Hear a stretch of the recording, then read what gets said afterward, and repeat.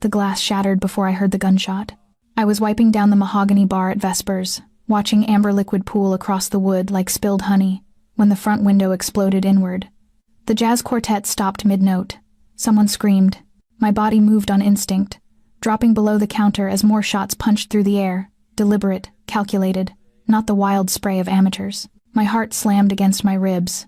The smell of gunpowder mixed with expensive cologne, and the sweet rot of fear sweat. Nobody fucking move. The voice cut through the chaos like a blade through silk. Deep, controlled, familiar in a way that made my stomach twist even though I'd never heard it before. I pressed my spine against the lower cabinets, glass crunching under my knees, and tried to remember how to breathe. Through the gap between bottles, I could see polished black shoes moving across the floor. 3 sets. Maybe 4. The kind of shoes that cost more than my monthly rent. "We're looking for someone," the voice continued. "Closer now. Young woman, late 20s, dark hair, works here." My blood went cold. The owner, Marcus, stammered something about employee privacy and labor laws. I heard the wet sound of impact, then his body hitting the floor. Let me rephrase.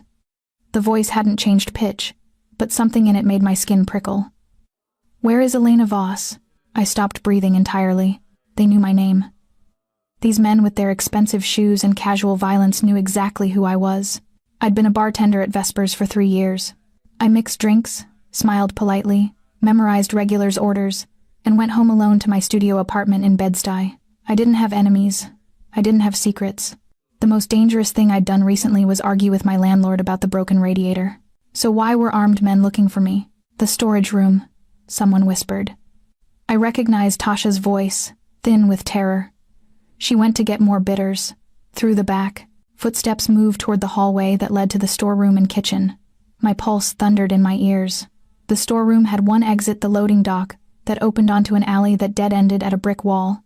I'd used it 100 times for cigarette breaks I didn't actually take, just to escape the noise and touch cool night air. There was no escape that way. I shifted slightly, muscles cramping, and my elbow knocked against a bottle. The sound was small, just glass against glass, but in the terrible silence, it echoed like a bell. The footsteps stopped. Check behind the bar. I closed my eyes, pressed my palm against my mouth to muffle my breathing. The cabinet smelled like lemon oil and old wood. My uniform, black pants, white shirt, stupid clip-on bow tie was soaked with sweat. The footsteps approached. Stopped directly on the other side of the counter. I was going to die on my knees in broken glass, and I didn't even know why. Then sirens. Distant but growing closer. Multiple vehicles. The kind of response that meant someone had called 911 before the music stopped. A pause. Muttered curses in what might have been Italian or Russian. Then that voice again, sharp with command. "Move. Now." The expensive shoes retreated. I heard the back door crash open, then silence, except for distant crying and the approaching sirens. I stayed frozen behind the bar for another 30 seconds. My legs had gone numb. When I finally convinced myself to move, I had to pull glass fragments from my knees. Blood spotted my pants, small wounds, nothing serious, but my hands shook so badly I could barely stand. "Elena?" Marcus's voice, thick and pained. "Jesus Christ, are you hurt?" I emerged from behind the bar like something crawling from a grave. The club looked like a war zone, overturned tables, shattered glass everywhere. The beautiful stained glass window that had given Vespers its name now, just jagged teeth around an empty frame. The quartet's piano had bullet holes in it. Marcus held a bar towel to his bleeding nose. Tasha sat on the floor, mascara streaking her face. The customers, maybe 20 people who'd come for Thursday jazz night, were clustered near the walls, shell-shocked. "I don't understand," I whispered. Why were they looking for me?" Marcus opened his mouth, then closed it as police flooded through the shattered window. The next 2 hours blurred together. Questions I couldn't answer, statements I couldn't give, a detective with kind eyes and coffee breath asking if I had enemies, ex-boyfriends with criminal records, gambling debts, drug connections. No. I was nobody. I served drinks. I went home. I read books and watched cooking shows and lived the quietest life imaginable. "Someone thinks you saw something," the detective finally said. "Or heard something. Or you have something they want." But I didn't.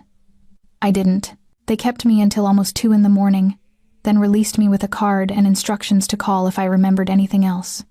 A patrol car offered to drive me home. I accepted because the alternative was the subway, and I couldn't stop shaking. My apartment building looked the same as always.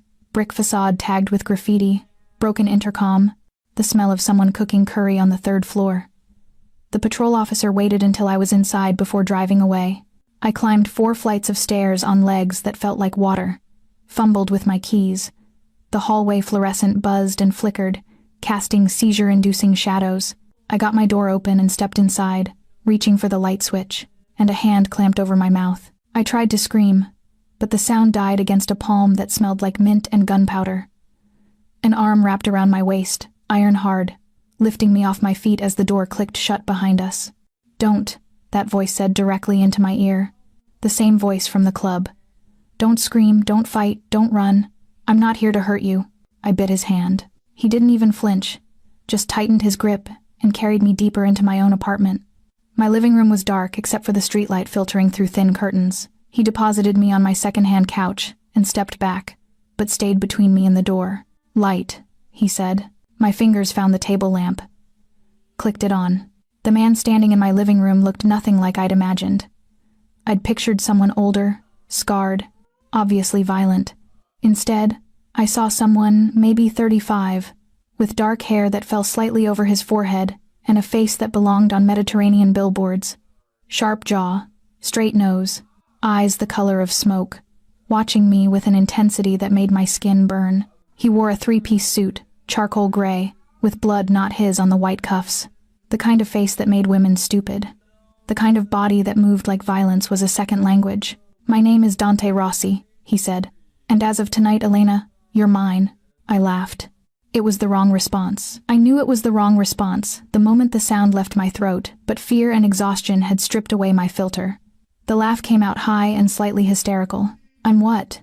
Dante Rossi didn't move, didn't smile, just watched me with those smoke-colored eyes like I was a problem he was calculating how to solve. "You witnessed something 3 nights ago," he said. "You don't remember it, but they think you do, which means they'll keep coming until they're certain you can't talk." My laugh died. "I don't know what you're talking about." Tuesday night. Around 11. A man came into Vespers, sat at the end of the bar. Ordered Macallan, neat. You served him. I served 50 people a night. How was I supposed to? Wait. Tuesday.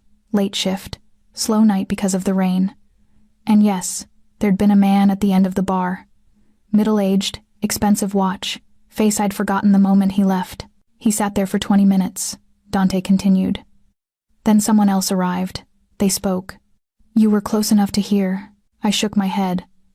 "I don't remember any conversation. They killed him yesterday morning. Threw his body in the East River with his tongue cut out." Dante tilted his head slightly. The tongue was a message. For anyone who might have heard what he said, the room tilted. I gripped the couch arm to steady myself. "I didn't hear anything," I whispered. "I don't know anything." "I believe you." He said it so simply, like it was fact. But they don't. And even if they did, you're still a liability. The smart play is to eliminate you anyway. Tears burned behind my eyes. "Then why are you here? Did they send you to—" "I'm here because I'm not letting them have you." The words hit like a slap. I stared at him, searching for the lie, the angle, the reason a man who looked like expensive sin would care whether I lived or died. "Why?" My voice cracked. "You don't know me." Something flickered across his face too fast to read. "I know enough." He moved then, crossing to my tiny kitchen like he owned it. Opened cabinets until he found a glass. Filled it with water from the tap and brought it to me. The gesture was so incongruously domestic that I almost laughed again. I took the water. "Didn't drink it." "This is insane," I said. "I should call the police. I should." "The police can't protect you from the Volkov Bratva." The name meant nothing to me. Dante must have seen it in my face because he continued, his voice taking on the cadence of someone explaining mathematics to a child. "Alexei Volkov runs most of the heroin distribution in Brooklyn. The man you served on Tuesday was one of his lieutenants. He was planning to testify against Alexei in exchange for witness protection. The conversation you don't remember hearing was him finalizing details with a federal agent." My mouth went dry.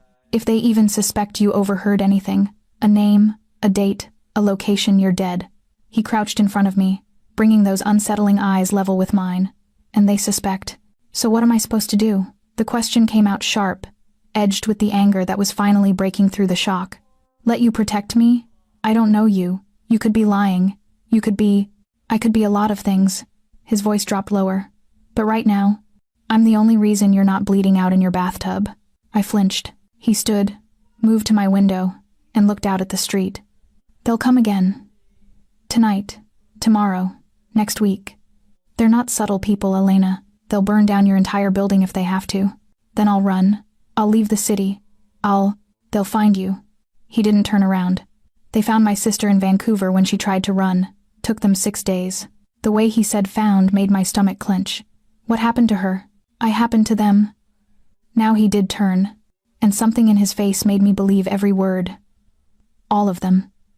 It took me 3 months, but I made sure none of them could hurt anyone again. The apartment felt too small suddenly. This man, this beautiful, terrifying man, was talking about murder like it was pest control. I don't want this, I whispered. I know. And he sounded almost sorry. But it's what you have. He moved toward the door. For one wild moment, I thought he was leaving, and I didn't know if I felt relieved or abandoned. But he just turned the deadbolt, tested the lock, checked the hinges with professional efficiency. Pack a bag, he said. 1 minute. Essentials only. I'm not going anywhere with you. Yes, you are. He checked his watch, something platinum and complicated. In approximately 4 minutes, a black SUV is going to park across the street. 3 men will get out. They'll bypass your building's security, which doesn't exist, and they'll kick in your door.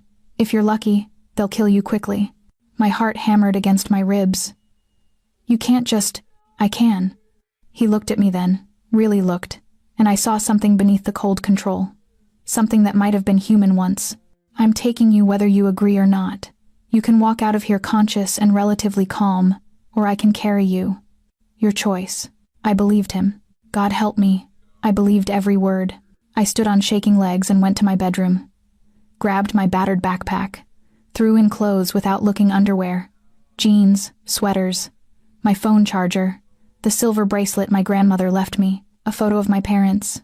When I came back out, Dante was at the window again. They're early, he said calmly.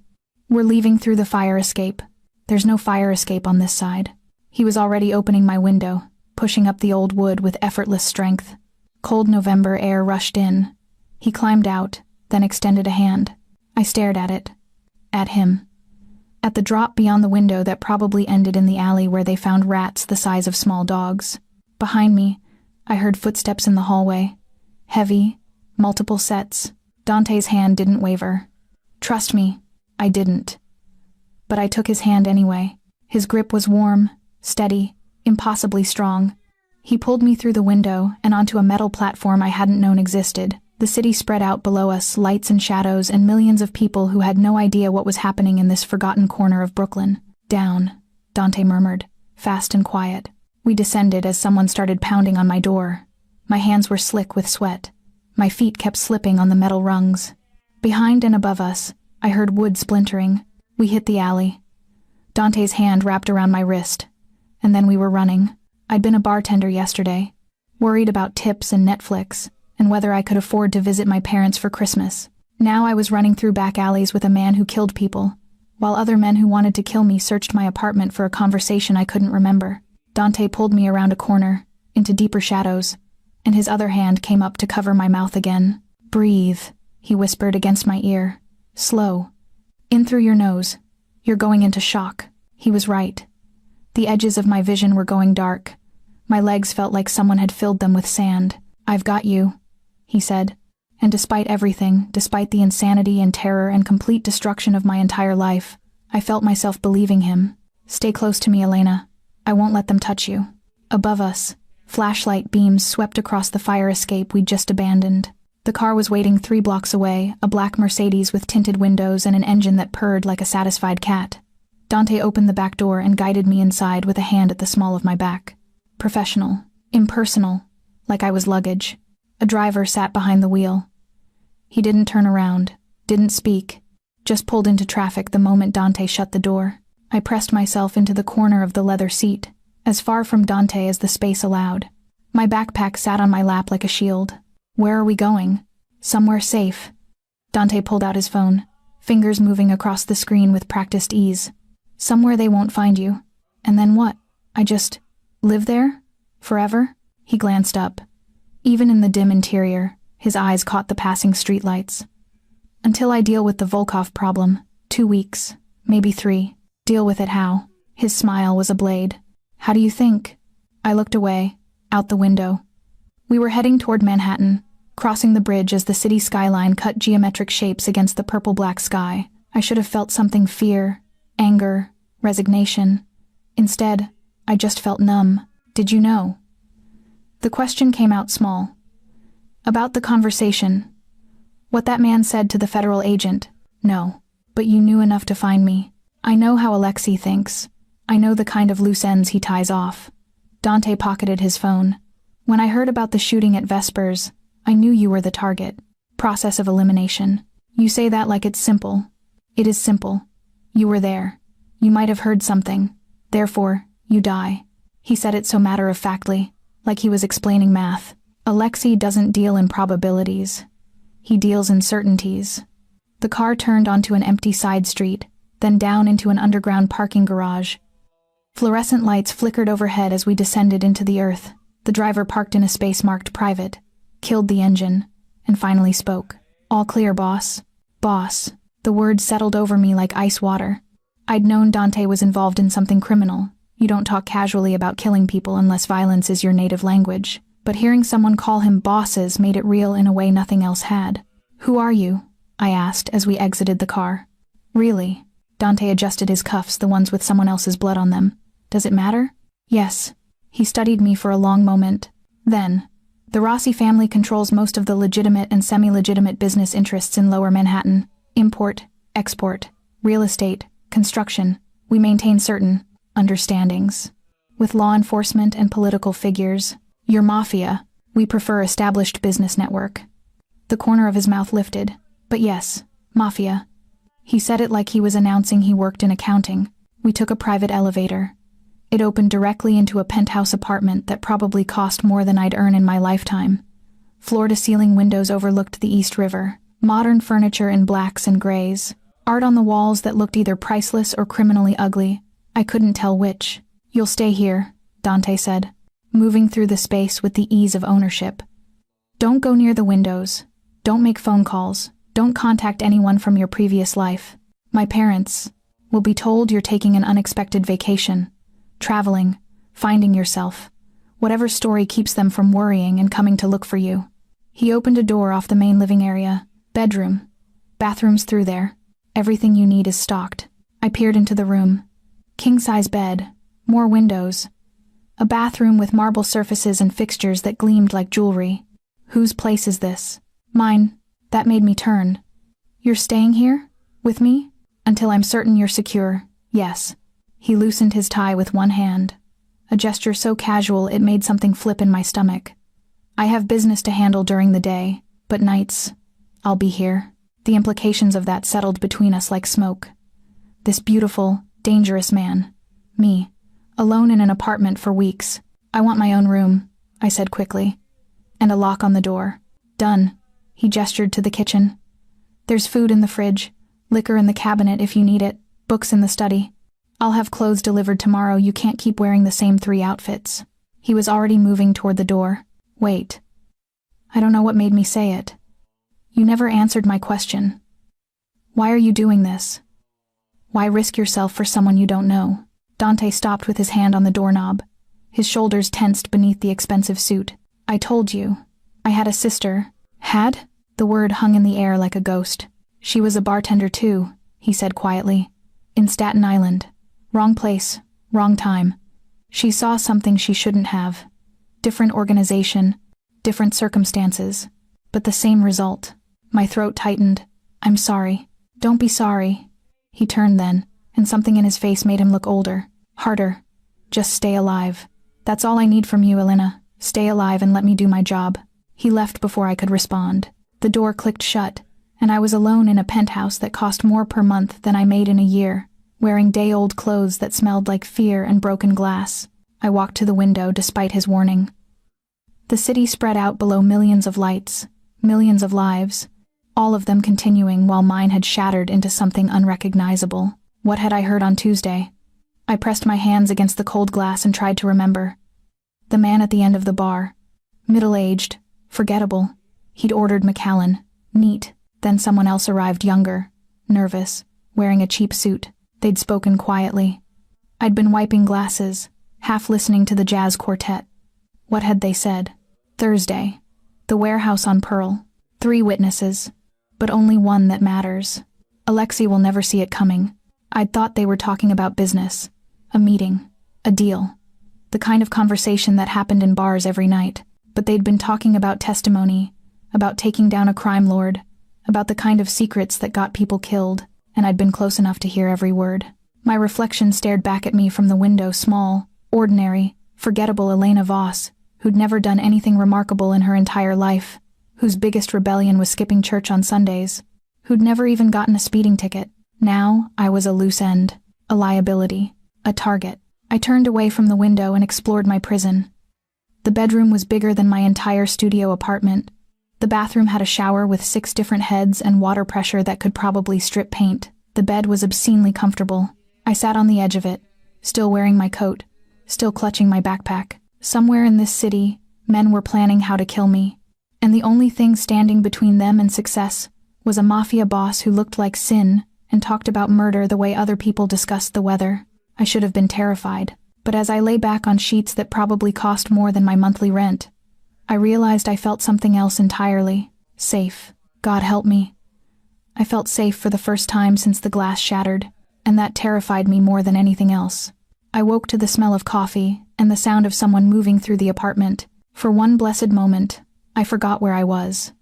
Thought maybe I was back in my studio, that the whole nightmare had been a fever dream brought on by bad takeout. Then I opened my eyes and saw marble and silk and floor-to-ceiling windows, and reality crashed back. I'd slept in my clothes.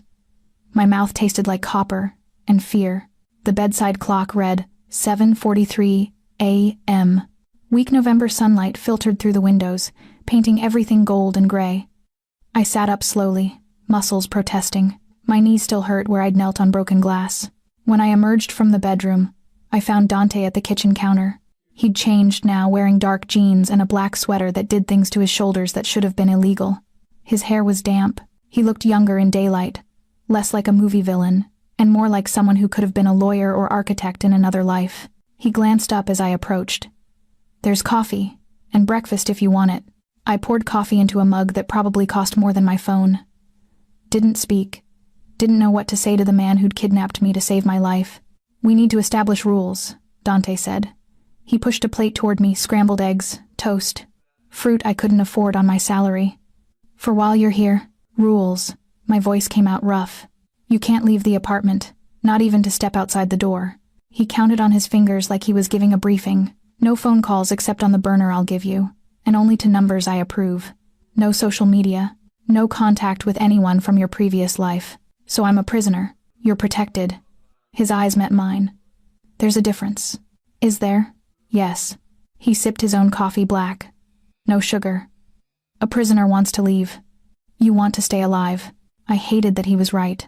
"How long?" I asked. "I told you. 2 weeks, maybe 3, until I neutralize the threat." "Neutralize." I laughed bitterly. "You mean kill." "I mean, remove the reason they want you dead." He set down his mug. "Alexei Volkov is planning something. A major shipment, probably. Something big enough that he's willing to eliminate anyone who might have overhead details. Once I disrupt that operation, you become irrelevant to him. And you can do that? Disrupt a major drug operation?" His smile was cold. "Elena, I can do things that would give you nightmares. Disrupting a shipment is Tuesday for me." The casual confidence should have scared me. Instead, it sent a strange heat through my chest. I forced myself to eat. The eggs were perfect, fluffy, seasoned, just right. "Do you always cook for your captives?" "Only the ones I'm trying to keep alive." He checked his watch. "I have meetings until late tonight. Don't answer the door for anyone. There's a panic button in every room, red, mounted next to the light switches. Press it if anything feels wrong." "What happens if I press it?" "Armed men arrive in under 3 minutes." Jesus Christ. Dante stood, grabbing a leather jacket from the back of a chair. "Read. Watch TV. The study has books. There's a laptop, it's clean. Can't be traced, but don't access your old accounts. What if I get bored?" He paused at the door. "Get creative." Then he was gone, and I was alone again. The first day crawled by like a wounded animal. I explored the apartment, found the study he'd mentioned, floor-to-ceiling bookshelves filled with everything from philosophy to thrillers, a desk with a laptop and charging cables, windows that overlooked the river. I found the panic buttons. Tested one, just pressing it lightly, not hard enough to trigger it. Wondered what kind of armed men would arrive. How many? Whether they'd look like Dante, beautiful and brutal, or like something out of a gangster movie. I showered for 40 minutes, using products that smelled like bergamot and cedar. Found clothes in the bedroom closet, women's clothes, different sizes, like he'd prepared for this. The thought should have creeped me out. Instead, it made me wonder how many other women he'd hidden here. By afternoon, I was pacing. The apartment was huge by New York standards, probably 2,000 square feet, but it still felt like a cage. I tried reading, couldn't focus. Tried watching TV. Every noise made me jump. Tried cooking something from the obscenely well-stocked fridge, but I had no appetite. By 6 p.m., I was staring out the windows at the city lights flickering on across the river, wondering if my parents had called my apartment yet, if Marcus had closed Vespers, or tried to reopen, if Tasha was okay, if anyone even noticed I was gone. The door opened at 9:47 p.m.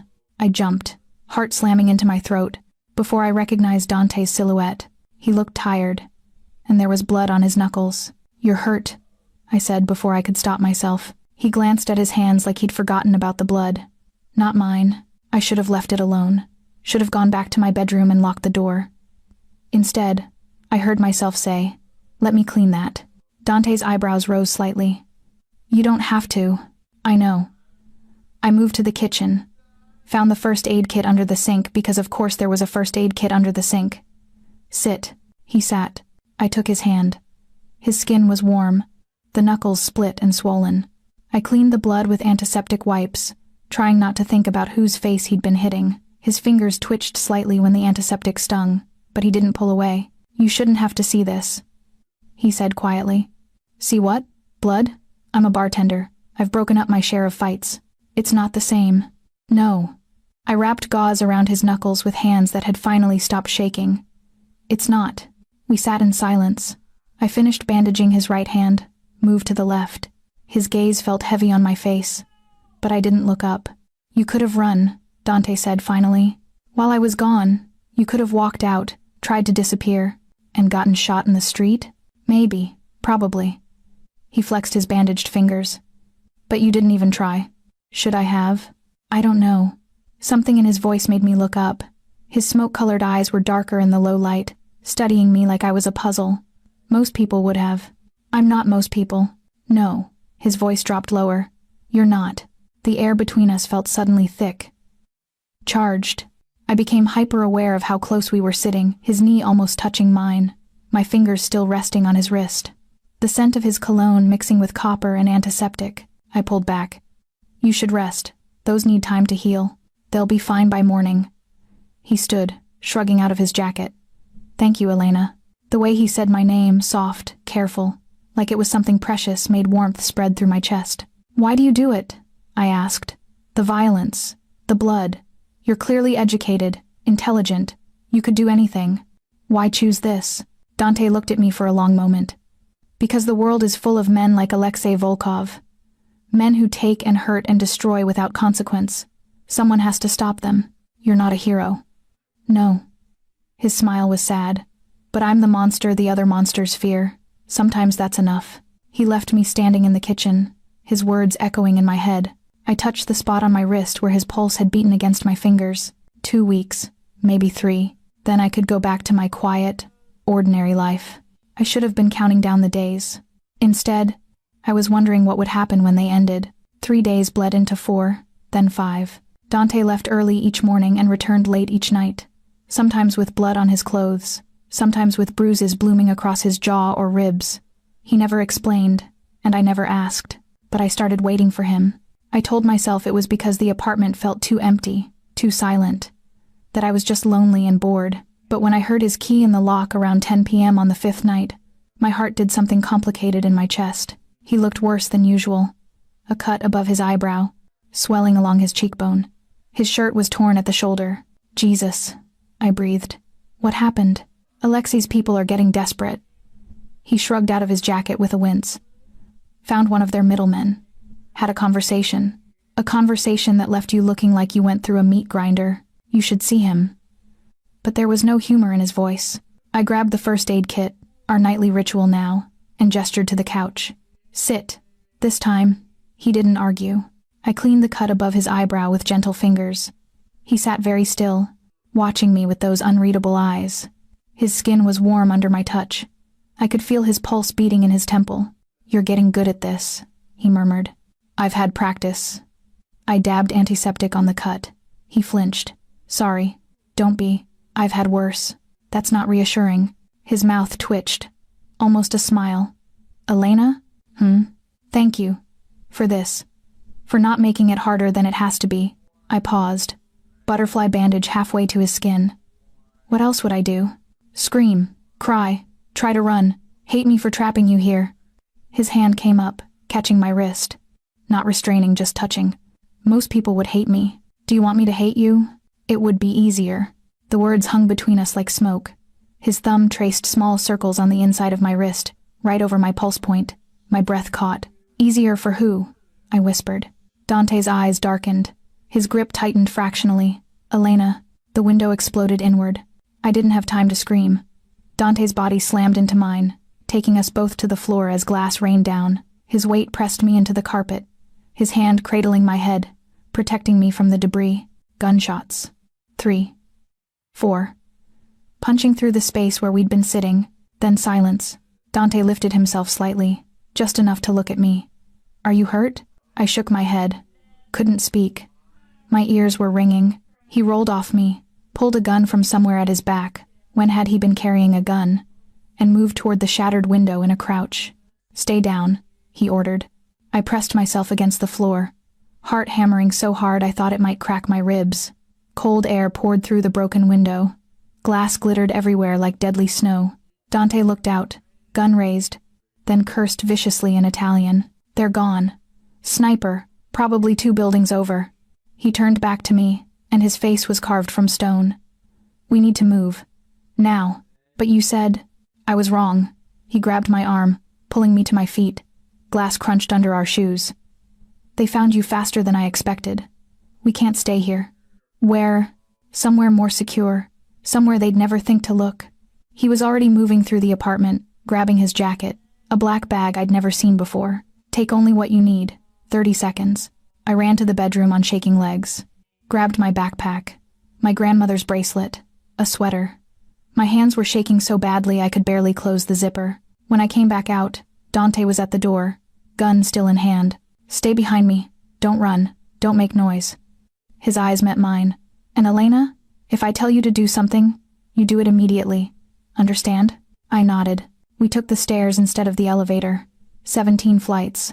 My legs burned by the time we hit the parking garage. The Mercedes was gone instead.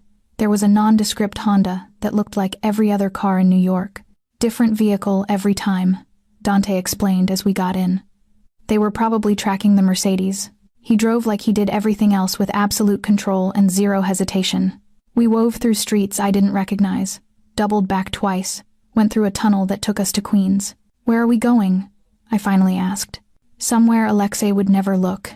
20 minutes later, we pulled up outside a small townhouse in Astoria. Narrow brick facade, window boxes with dead plants. Completely unremarkable. Dante killed the engine. My mother's house. I stared at him. Your mother's... She's in Italy for the winter. Has been for the past 3 years. This place sits empty, except for a cleaning service that comes once a month. He grabbed the black bag. No one in the organization knows about it. Not even my second. It's the safest place in the city. We entered through the back door. Inside, the house smelled like lavender and dust. Furniture covered in white sheets. Photos on the walls of people I didn't know, but I recognized Dante in several of them. Younger, smiling in a way I'd never seen. The bedroom upstairs is yours, he said. I'll take the couch. Tomorrow I'll have security installed, nothing obvious, just precautions. I should have gone upstairs. Should have locked myself in the bedroom and tried to process what had just happened. Instead, I turned on him. They almost killed us. Yes, they shot through your window. Yes. What if they'd aimed better? What if... My voice cracked. You could have died, because of me. Dante set down the bag. moved toward me with that predatory grace. I wasn't going to let that happen. You can't know that. You can't. He cupped my face with both hands. The gesture was so unexpected, so gentle compared to everything else about him, that I froze. Listen to me, he said, voice low and intense. I have been protecting people from monsters my entire adult life. I have faced down Bratva enforcers, Yakuza assassins, cartel sicarios. I have walked into situations where I should have died a dozen different ways, and I'm still here. You know why? I shook my head mutely. Because I'm very, very good at keeping people alive when other people want them dead. His thumbs brushed my cheekbones. They're not going to touch you, Elena. Not while I'm breathing.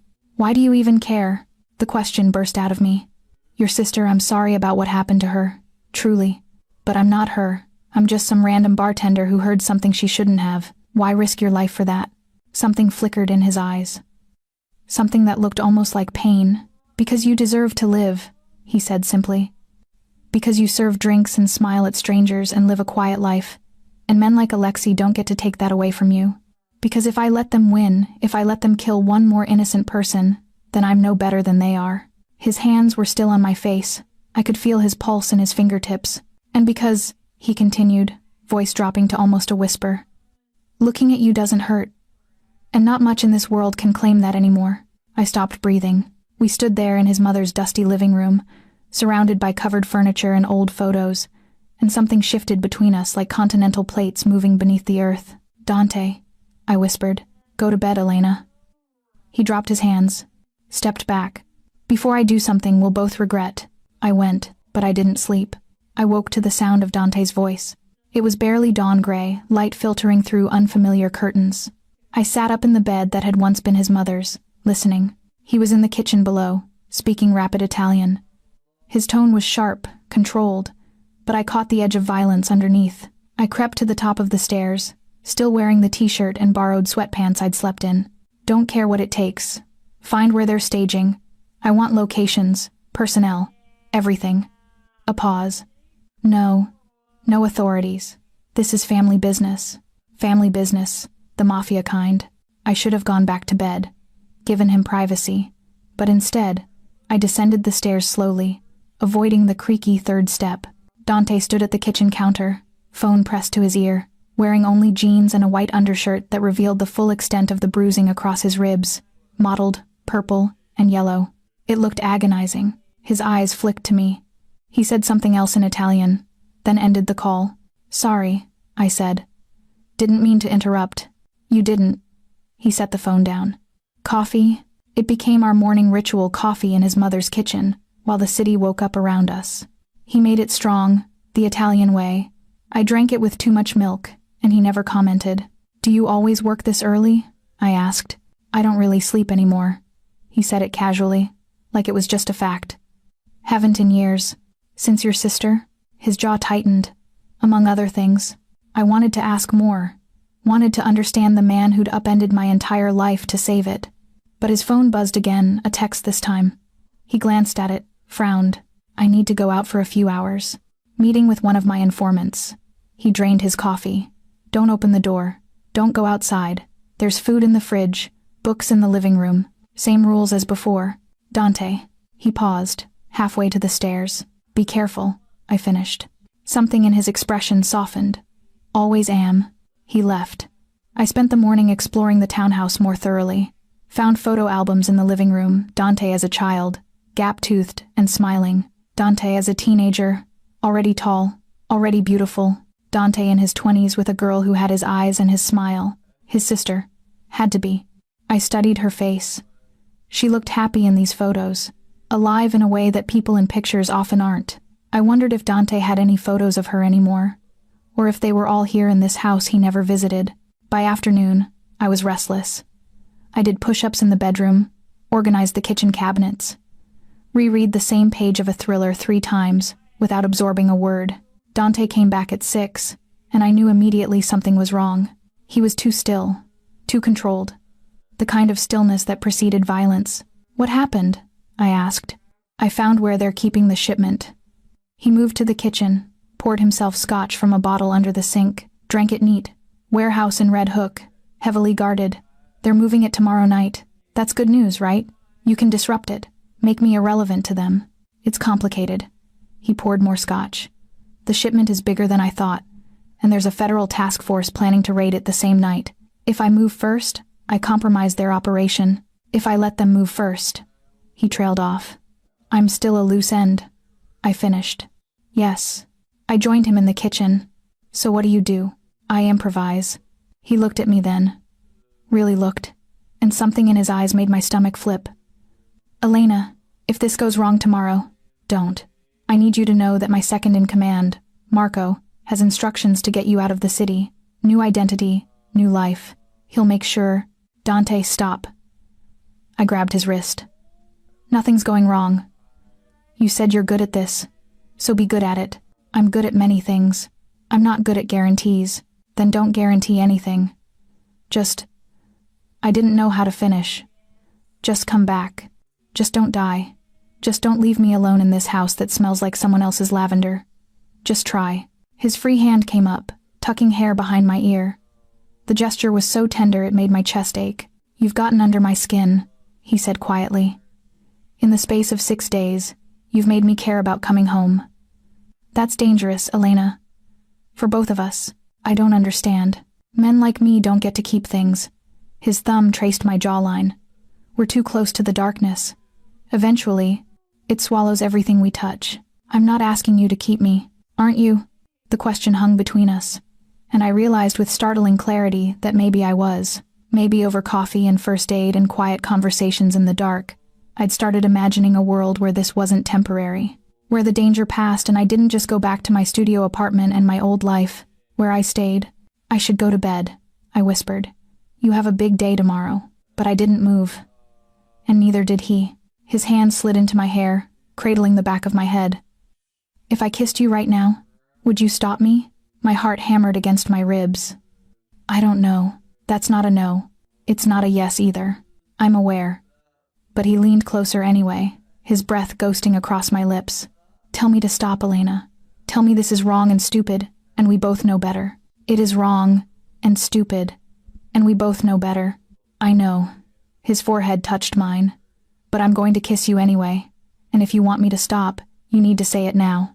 I didn't say it. His mouth found mine soft at first, questioning. I answered by gripping his shirt, pulling him closer. He made a sound low in his throat, and the kiss deepened, turning hungry. He tasted like scotch, and danger, and bad decisions. His hands were in my hair, on my waist, burning through the thin fabric of my borrowed clothes. I'd been kissed before, clumsy fumbles after dates, drunken mistakes in college, but nothing like this. Nothing that felt like falling and flying at the same time. When we finally broke apart, we were both breathing hard.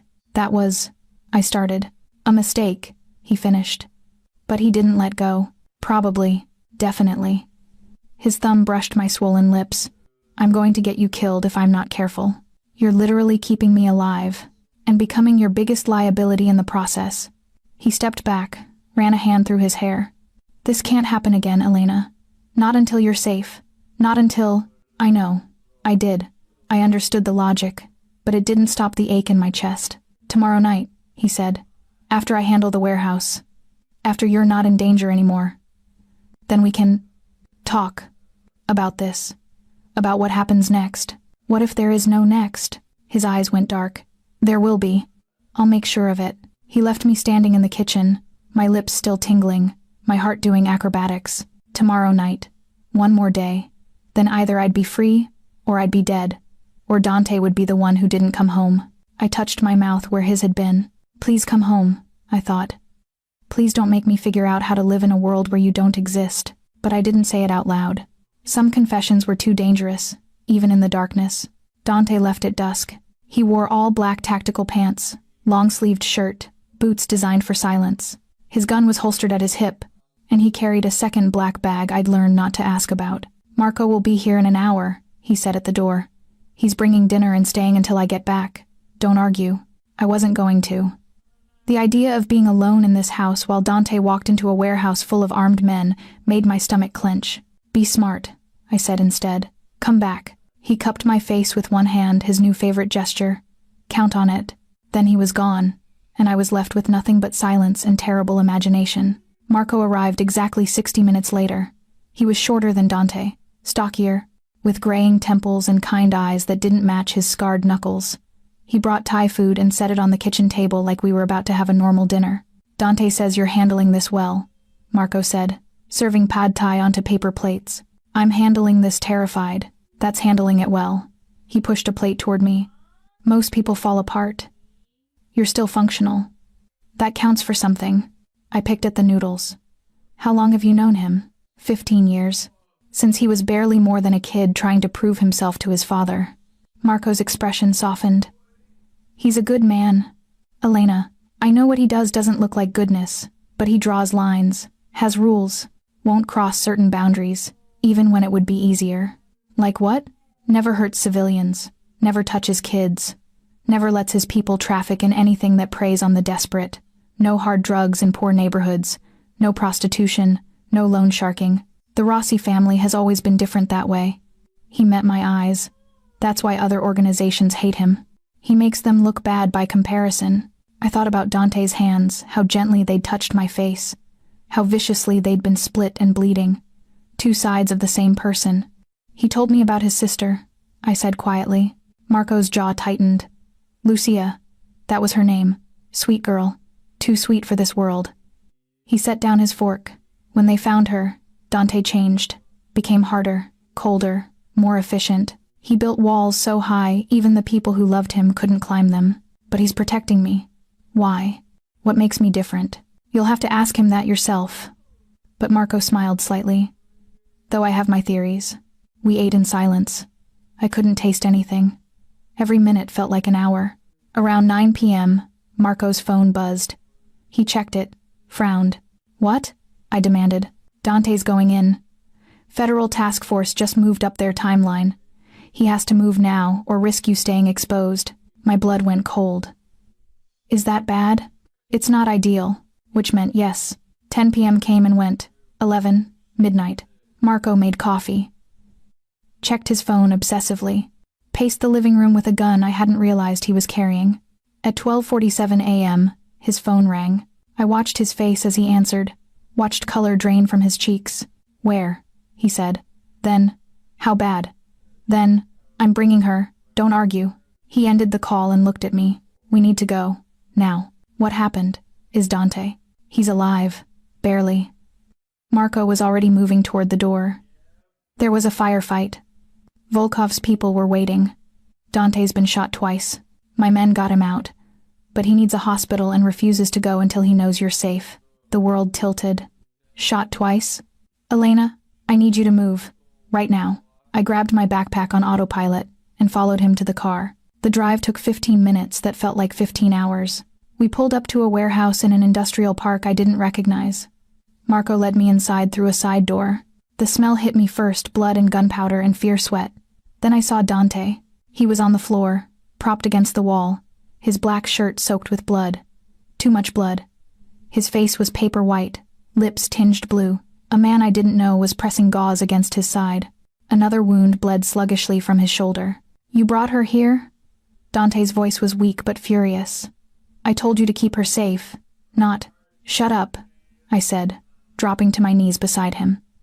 "Just shut up and let me see." The man with the gauze moved aside. I took over, pressing down hard. Dante hissed through his teeth. "You need a hospital," I said. My hands were shaking. "You're going to die if—" "Can't go to a hospital. They report gunshot wounds. Feds will arrest me before they stitch me up." He tried to smile. Failed. "Besides, looks worse than it is. You've been shot twice. Only once. The shoulder's a graze." He coughed, and blood flecked his lips. "The side is the problem." Marco was on his phone, speaking rapid Italian. Ordering something. A doctor, maybe, or a priest. I kept pressure on the wound, feeling Dante's blood seep between my fingers. He was so warm, too warm. "Why did you do this?" I asked. "Why risk yourself like this? Shipments destroyed. Volkov's operation is dead in the water. Federal task force has enough evidence to put him away for life." Each word seemed to cost him. "You're safe now. Elena, they have no reason to come after you. I don't care about being safe if you die." The words burst out before I could stop them. Tears streamed down my face. "Do Do you hear me? I don't care. Not if this is the cost. Dante's hand came up, the one that wasn't pressed against his side, and touched my cheek. Worth it, he whispered. You're worth it. No, I'm not. I'm nobody. I'm just some bartender who... You're everything. His eyes were starting to unfocus. Made me remember what it felt like. To want someone safe. To want someone to come home to. Haven't felt that since. He trailed off. Dante. Stay awake. Please. So tired. No. Look at me. I gripped his face with my free hand, smearing blood across his cheekbone. You promised you'd come back. You promised we'd talk about what happens next, so stay awake and keep that promise. His eyes focused slightly. Bossy. Terrified. Don't be. His thumb traced my jaw. I'm very... hard to kill. Then his eyes rolled back, and he went limp in my arms. I screamed. The next hours were chaos. A doctor arrived, not from a hospital. Someone Marco called from God knows where. They moved Dante to a table, cut away his shirt. There was so much blood. I stood in the corner and watched them work. Watched them pull the bullet from his side. Watched them clean and stitch and bandage. Watched the doctor shake his head and say words like blood loss and internal bleeding and touch and go. Marco stood beside me. He's survived worse. Has he? Yes. But Marco's voice wasn't certain. Dawn broke. Weak light filtered through dirty warehouse windows. The doctor finished, gave Marco instructions, left. Dante lay on the table, chest rising and falling shallowly. Still unconscious. Still so pale he looked like a corpse. I pulled a chair beside him. Took his hand, the one without the IV. You're not allowed to die, I whispered. Do you hear me? You don't get to kiss me and tell me I've gotten under your skin and then die in some warehouse. That's not how this story ends. His hand twitched slightly in mine. I need you to wake up, I continued. Because I have things to say to you. Important things. And you're going to listen to every word. His eyes moved beneath closed lids. I'm not going anywhere, I promised.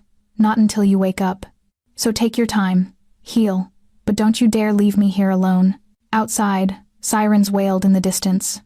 The city kept moving, indifferent to private catastrophes.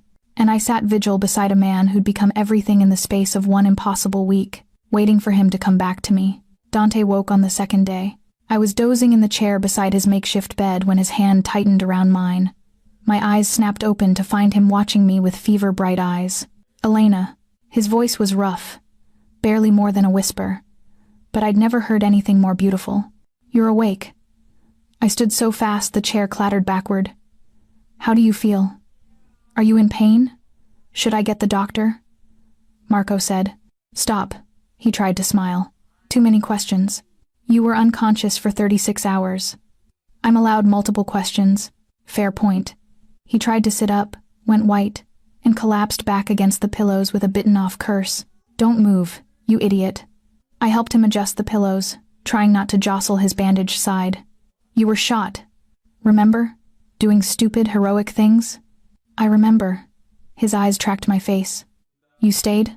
Where else would I go? Anywhere. You're safe now. Volkov's in federal custody. His organization is scattered. No one's looking for you anymore. He paused. You're free, Elena. The word should have filled me with relief. Instead, it felt like glass in my chest. Free, I repeated. Marco can set you up with a new apartment, help you get your job back at Vespers, or somewhere else if you prefer. Financial compensation for everything you went through. Whatever you need. He was offering me my life back. My normal, quiet, ordinary life. I should have been grateful. Is that what you want? I asked. For me to leave? Something flickered across his face. It's what's best for you. That's not what I asked. Dante looked away. What I want isn't relevant, isn't it? No. His jaw tightened. You've had a week of trauma. Stockholm Syndrome is real. Give yourself time to process what happened before you make any... Don't. I grabbed his hand. Don't you dare tell me what I'm feeling isn't real. Don't minimize this. This shouldn't exist. But his fingers laced through mine. You should hate me for dragging you into my world. For the danger. For the blood. For saving my life? For protecting me when you had no reason to? For making me feel safer than I've felt in years, despite everything? My voice cracked. Yeah, I really hate you for that, Elena. I watched you nearly die. Tears burned my eyes. I sat in this chair for 36 hours waiting for you to wake up, And all I could think was that I never got to tell you. I stopped, swallowed hard. Tell me what? That I don't want to go back. To my old life. To bartending and going home alone and pretending this week didn't change everything. I met his eyes. I don't want normal anymore, Dante. I want this. Whatever this is. He was quiet for a long moment. When he spoke, his voice was rough, with something that might have been pain or hope. You don't know what you're asking for. Then tell me. My life is violence. It's looking over your shoulder. It's enemies and blood and moral compromises. It's knowing the person you love could die any Tuesday because someone with a grudge found them. His free hand cupped my face. It's not romantic, Elena. It's brutal and ugly and exhausting. I know. You think you know. But you haven't lived it. So let me live it. I leaned into his touch. Let me decide what I can handle. What if I can't? His thumb brushed my cheekbone. What if I'm too damaged to be what you need? What if you're not? We stayed like that, his hand on my face, mine gripping his while the warehouse settled around us. Outside, I could hear Marco's men moving around. Normal sounds in an abnormal life. If you stay, Dante said finally, things have to change. I can't have you living in fear. Can't have you vulnerable. What does that mean? It means you learn to protect yourself. Guns, self-defense, situational awareness. It means you understand the business, who our allies are, who our enemies are, where the lines are drawn. His eyes held mine. It means becoming part of this world, not just visiting it. The enormity of what he was offering and what it would cost settled over me. I'd have to give up bartending, I said. Probably. My apartment, my old friends, everything familiar. Yes. And in exchange, I get what? You? This life? The constant danger? You get me. He pulled me closer until our foreheads touched.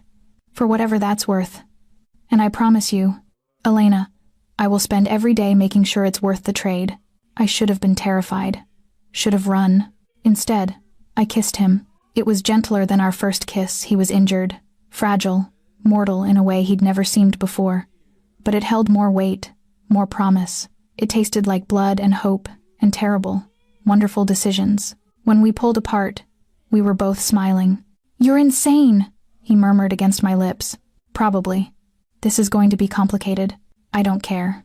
My family won't approve. You're an outsider. Civilian. I'll win them over. You're very confident for someone who just agreed to date a mobster. I laughed. Actually laughed. Is that what we're doing? Dating? Unless you have a better word for it. How about surviving together? His smile turned sad. That works too. Dante healed slowly. The doctor visited daily, checking wounds, changing bandages, muttering about stubborn patients who wouldn't stay in bed. I stayed by his side, learning the rhythms of recovery pills at 6-hour intervals, wound cleaning twice a day, watching for signs of infection. Marco brought us food, brought me clothes that actually fit, brought updates about Volkov's arrest, the federal case building, the dissolution of his criminal empire. You did it, I said one evening as I helped Dante sit up to eat. Took down a major drug operation. We did it. He winced as I adjusted his pillows. You were the catalyst, the reason they exposed themselves. I was bait. You were brave. On the 5th day, Dante stood for the first time, took 3 steps before his legs gave out. I caught him barely, and we both ended up on the floor, laughing despite the pain. Grace, I teased. Shut up. But he was smiling, really smiling. It transformed his face, made him look younger, less haunted. On the 7th day, the doctor cleared him for discharge. Marco arranged a car. We left the warehouse at dusk, heading not to the Astoria townhouse, but somewhere new. Where are we going? I asked. Home, Dante said simply. The apartment was in Tribeca. Modern, expensive, with floor-to-ceiling windows overlooking the Hudson. Bigger than the penthouse, more lived in. Photos on the walls, books on shelves, a piano in the corner. You play? I asked. Used to. Before. He didn't elaborate. Didn't need to. Will you play for me sometime? He looked at me like I'd offered him something precious. Maybe. That night, we lay in his bed, a king-size monstrosity with sheets that felt like clouds and just existed. His arm around me, my head on his chest, his heartbeat steady beneath my ear. Elena? Thank you. For not running. I tilted my head to look at him. Thank you for giving me something worth staying for. He kissed my forehead. This is going to be difficult. I know. People will come after us, my enemies. Maybe even some allies who don't approve. I know. You might regret this. I won't. I pressed my palm over his heart. I really won't. He held me tighter. Then welcome to the family, Elena Voss. And despite everything, despite the danger and the blood and the complete destruction of my safe, ordinary life, I'd never felt more like I belonged. Learning to be part of Dante's world was like learning a foreign language through immersion. Confusing, overwhelming, occasionally terrifying. The first lesson came 3 days after we moved into the Tribeca apartment. Marco arrived at 7 a.m. with a woman named Sophia, early 40s, ex-military, with eyes that could cut glass. She's your self-defense instructor, Dante explained. 2 hours every morning until you can handle yourself in a fight. I'm a bartender, I protested. I've never hit anyone in my life. Sophia smiled. It wasn't friendly. By the time I'm done with you, that won't be a problem. She was right. The first week left me covered in bruises. I learned how to break holds, strike vulnerable points, use an attacker's momentum against them. Learned that fear could be a weapon if you channeled it correctly. Dante watched sometimes, leaning against the doorframe of the room we'd converted into a gym. His side was still healing, but he moved better each day, the color returning to his face. You're getting good, he said after I successfully flipped Sophia onto the mat. I'm getting desperate not to be a liability, I corrected. You were never a liability, but I wanted to be more than just someone he protected. I wanted to be someone who could stand beside him. The second lesson was weapons training. A gun range in Queens, run by one of Marco's cousins. The noise alone made my ears ring despite the protection. But I learned to load, aim, fire. Learned to break down a Glock and reassemble it in under a minute. Learned that shooting someone in real life was nothing like the movies, messier, louder, more permanent. I don't know if I could actually use this, I admitted to Dante one night. On a person. I hope you never have to. He took the gun from my hands, secured it in the safe beside the bed. But if it's your life or theirs, I want you to choose yours. Every time. The third lesson was the business itself. Dante took me to meetings, sometimes in restaurants, sometimes in the backs of legitimate businesses, once in a church basement that made me deeply uncomfortable. The Rossi family operates differently than most organizations, he explained as we drove to a sit-down with a union representative. We don't deal in human suffering. No prostitution, no hard drugs, no predatory loans. We control legitimate businesses, with questionable origins, and maintain order in neighborhoods the police have abandoned. That sounds like a justification. It is. He didn't look away from the road. But it's also true. The world isn't black and white, Elena. Sometimes the best option is dark gray. I met his lieutenants. Marco, I already knew. Then came Vincent, late 20s, too pretty for his own good, handled collections. Angela, 40-something, cold as ice, ran their money laundering through a chain of restaurants. Dom, 60, grandfatherly, oversaw dock operations where most of their legitimate import business flowed. They assessed me like I was a business investment, which, I supposed, I was. She doesn't look like much, Vincent said during dinner at one of Angela's restaurants. I'm right here, I said. Good. That means you heard me. He leaned forward. The boss hasn't brought a woman to family business in 15 years. Not since Vincent. Dante's voice was soft but lethal. Careful. Vincent held up his hands. Just saying. People are going to test her. Want to make sure she can handle it. I can handle it, I said. Can you? Angela swirled wine in her glass. Can you watch someone get hurt, really hurt, and not run to the police? Can you keep secrets that could put you in prison? Can you accept that the man you're sleeping with has killed people and will kill again? The table went silent. I looked at Dante. His face was carved from stone, but I saw tension in his shoulders. This mattered to him whether I'd pass this test. I watched armed men shoot through a window trying to kill me, I said, meeting Angela's eyes. I watched Dante nearly bleed out on a warehouse floor. I've spent the last 3 weeks learning to fight, to shoot, to see threats everywhere I look. So yes, Angela, I can handle it. Because the alternative is going back to a life where I'm safe and comfortable and completely alone. And I've learned that safety isn't worth much if you're empty inside. Angela smiled. Actually smiled. She'll do. The rest of the dinner was easier. They asked me about my family, working class, my father a mechanic, my mother a teacher, my education community college. Dropped out after 2 years because I couldn't afford to continue. My life before Dante, quiet, small, forgettable. Good, Marco said. Means you haven't made enemies, haven't left trails. You're a blank slate. Lucky me, I said dryly. Dante's hand found mine under the table. Squeezed gently. 4 weeks after the warehouse, Dante took me to meet his mother. We flew to Naples. First class. Dante barely fit in the seat even with extra legroom. He'd healed well, moved without hesitation now, though I sometimes caught him rubbing his side when he thought I wasn't looking. His mother lived in a villa overlooking the bay. White stone, terracotta roof, gardens that probably required a full-time staff. She was smaller than I expected, barely 5 feet tall, with silver hair and Dante's smoke-colored eyes. Mama, Dante said, kissing both her cheeks. This is Elena. She studied me like she was reading a book. Then, in accented but perfect English, you're the bartender my son almost died for. Yes, ma'am. Call me Isabella. She took my hand. Come, we'll have lunch. You'll tell me how you convinced my stubborn son to let someone into his life after all these years. Lunch lasted 3 hours. Isabella asked questions about my family, my interests, my intentions. She was kind but relentless. I felt like I was being interviewed for a position I hadn't applied for. He's been alone too long, she said as we walked through her gardens afterward. Dante had been called away for a phone call business that couldn't wait.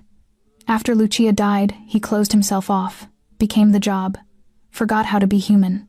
I'm sorry about your daughter. So am I. Her eyes were sad. But I'm grateful someone reminded my son that life is worth living, even dangerous lives. That evening, as we prepared to fly back to New York, Dante's mother pulled me aside. Love him gently, she said. He's stronger than anyone I know, but he's also more fragile than he pretends. Don't break him, Elena. I'll do my best. She squeezed my hand. That's all any of us can do. Back in New York, fall turned to winter. The city transformed cold and bright and beautiful. I trained every morning with Sophia, attended meetings with Dante, learned the rhythm of his life, and slowly, I became part of it. Not Elena Voss, former bartender, but Elena Rossi, not technically married, but the name stuck anyway. Dante's woman, his partner. Someone people whispered about in the same breath as his name. Are you happy? Dante asked one night as we lay in bed, the city glittering beyond the windows. I thought about it. About what I'd lost my quiet life, my anonymity, my illusions about safety. About what I'd gained purpose, belonging, him. Yes, I said. Are you? His arm tightened around me. More than I have any right to be. Good.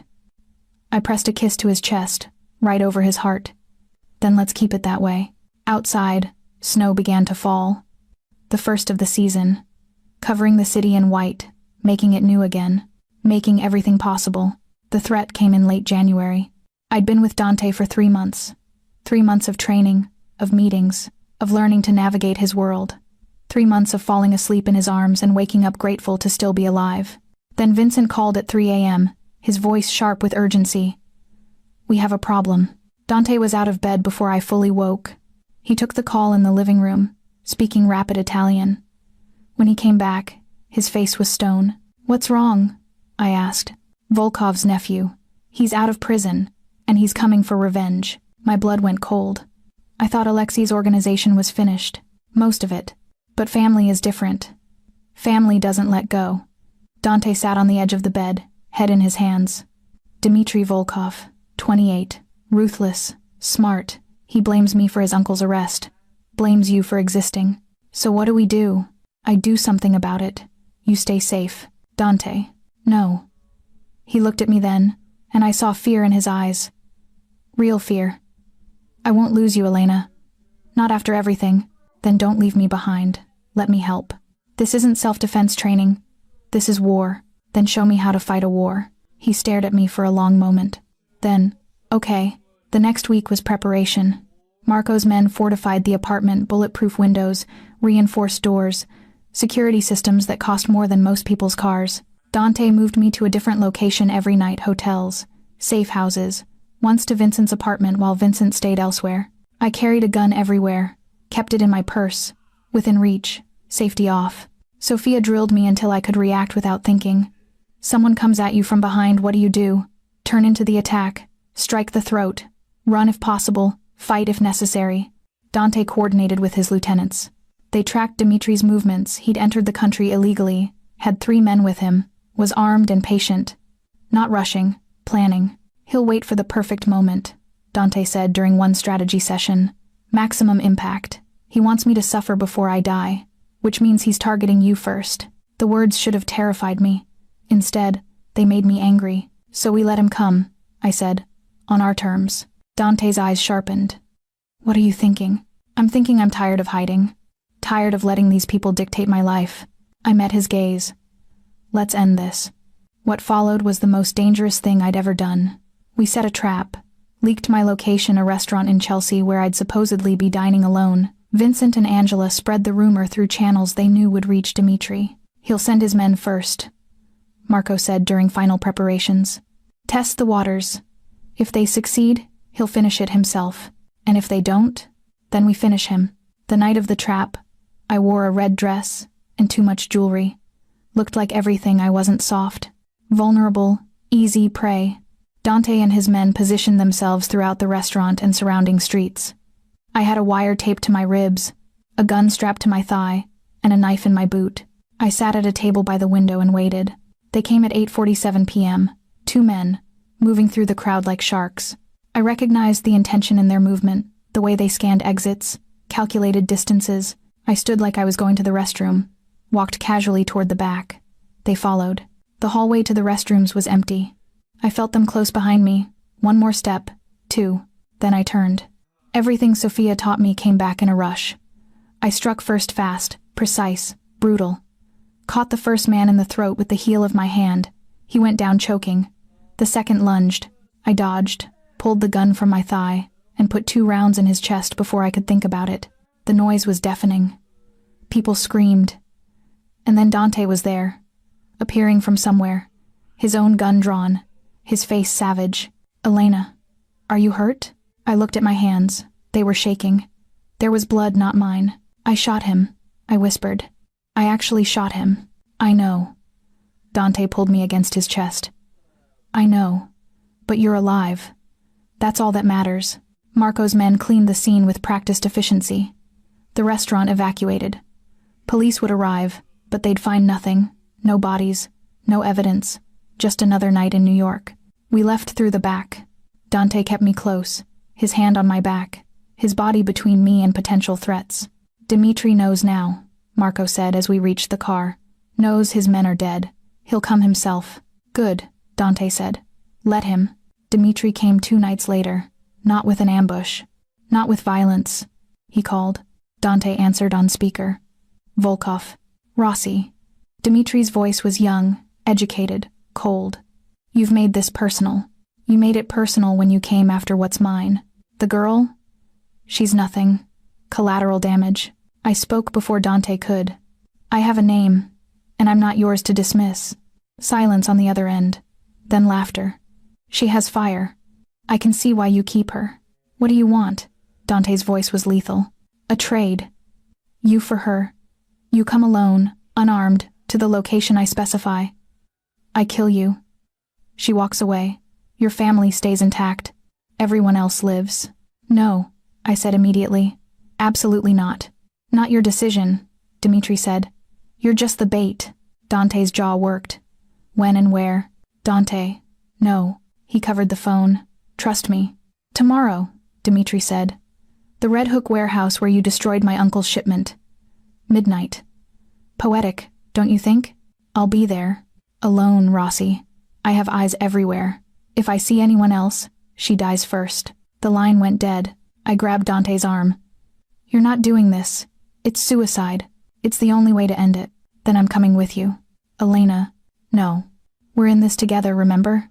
You don't get to sacrifice yourself and expect me to just accept it. Tears burned my eyes. I won't lose you. Not like this. He pulled me into his arms. Held me so tight I could barely breathe. I have a plan, he murmured against my hair. But you have to trust me. Completely. Midnight found us at the Red Hook warehouse. The same place Dante had nearly died 3 months ago. The symmetry was cruel. We went in together, Dante, unarmed as promised. Me with weapons hidden everywhere. Marco and the others were positioned nearby, but far enough that Dimitri's watchers wouldn't spot them. Dimitri waited in the center of the warehouse. Young, handsome in a sharp-edged way, flanked by 2 armed men. "You brought her," he said. "How romantic," she insisted. Dante kept me slightly behind him. "Let's finish this, Volkov." "Gladly." Dmitri raised his gun. "Any last words?" "Yes." Dante smiled. "Now, Elena." I moved, dropped and rolled as Dante did the same. The shots Dmitri fired went wide, and then the warehouse exploded with movement. Marco's men pouring in from every entrance, weapons drawn, trapping Dmitri and his men in a perfect crossfire. It was over in seconds. Dmitri on his knees, his men disarmed, surrounded by enough firepower to level the building. Dante stood, brushed dust from his jacket, walked up to Dmitri with predatory grace. "You thought I'd come alone?" He crouched to Dmitri's level. "I'm not honorable, Volkov. I'm smart. And I never make the same mistake twice." "You'll regret this," Dmitri spat. "My family. Your family is dead or in prison. You were the last one, and now you're done." Dante stood, nodded to Marco. "Take him to the Italians. They have questions about their missing shipments." "And the Italians? Well, they're not as gentle as we are." Dmitri's face went white. As Marco's men dragged him away, Dante turned to me. "You okay?" I was shaking. Adrenaline dump, probably. But I was alive. We were both alive. "I'm okay." I walked into his arms. "Is it really over?" "It's really over." He kissed the top of my head. "No more Volkovs. No more threats. Just us." "Just us," I echoed. We left the warehouse as dawn broke over the East River. The city was waking up commuters and coffee shops and normal people living normal lives. We weren't normal. Probably never would be. But as Dante's hand found mine, fingers lacing together, I realized I wouldn't have it any other way. "Elena?" he said as we reached the car. "Yeah? I love you. Probably have for a while. Just thought you should know." My heart did something complicated. "I love you too, even though you're impossible and dangerous and completely insane. Especially because of that," he corrected. I laughed. "Especially because of that." We drove back to Tribeca as the city turned gold with morning light. Back to the apartment that had become home. Back to a life I'd never imagined but couldn't imagine leaving. Because safety was an illusion, normal was boring, and love, real love, was worth every dangerous, beautiful, terrifying moment.